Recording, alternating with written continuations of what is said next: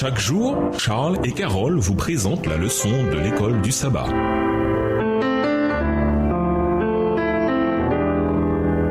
Bienvenue dans votre émission. Dieu nous parle. Nous voilà à la leçon de mardi, le sabbat et la loi. Lisons Apocalypse 14, les versets 6 et 7, Apocalypse 4, le verset 11, Genèse 2, les versets 1 à 3 et Exode 20, les versets 8 à 11. Quel est le lien entre la création, le sabbat et la loi de Dieu? Apocalypse 14, versets 6 et 7. Je vis un autre ange qui volait par le milieu du ciel, ayant un évangile éternel pour l'annoncer aux habitants de la terre, à toute nation, à toute tribu, à toute langue et à tout peuple. Il disait d'une voix forte, « Craignez Dieu et donnez-lui gloire, car l'heure de son jugement est venue, et adorez celui qui a fait le ciel et la terre et la mer et les sources d'eau. » Apocalypse 4, le verset 11. « Tu es digne, notre Seigneur et notre Dieu, de recevoir la gloire et l'honneur et la puissance, car tu as créé toutes choses, et c'est par ta volonté qu'elles existent et qu'elles ont été créées. » Genèse 2, versets 1 à 3. Ainsi furent achevés les cieux et la terre et toute leur armée. Dieu acheva au 7e jour son œuvre qu'il avait faite, et il se reposa au 7e jour de toute son œuvre qu'il avait faite. Dieu bénit le 7e jour et le sanctifia, parce qu'en ce jour il se reposa de toute son œuvre qu'il avait créée en la faisant.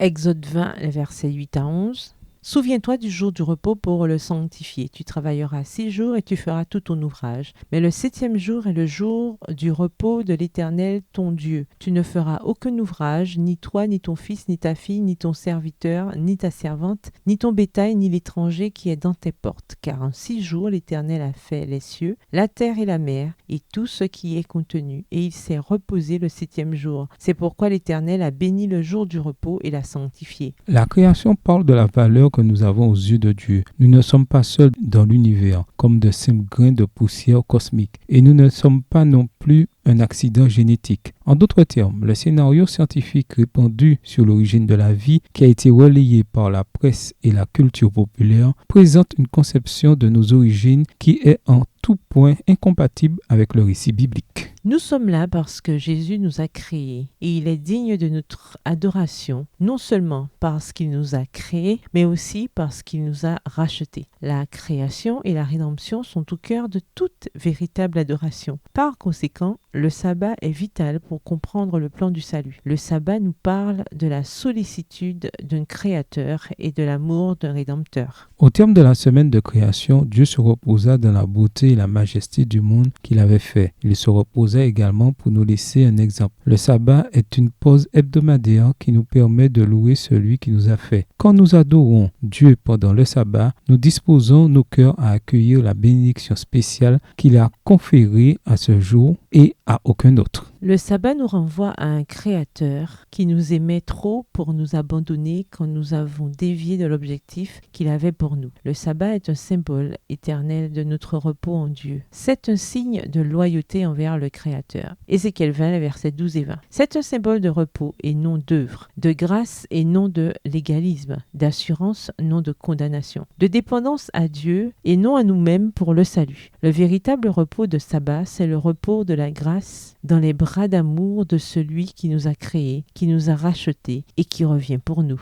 Le message d'Apocalypse 14, le message de Dieu pour le monde vivant à la fin des temps, appelle les gens à se reposer dans son amour et sa sollicitude chaque sabbat. Il nous appelle à nous souvenir de celui qui nous a créés et à lui donner gloire. Garder le sabbat, c'est également maintenir le lien entre la perfection de l'Éden et la gloire du nouveau ciel et de la nouvelle terre à venir. Il nous rappelle qu'un jour, les splendeurs de l'Éden seront restaurées. La plupart des adventistes du 7e jour ont été accusés de légalisme et cette accusation est généralement liée au fait que nous observons le sabbat. Discuter du sabbat comme symbole de rédemption et de justification par la foi. Pourquoi le fait d'obéir à l'ordre de Dieu, de se reposer, pousse-t-il les gens à croire que nous essayons de gagner notre billet pour le ciel? Au revoir. Et à demain si Dieu veut.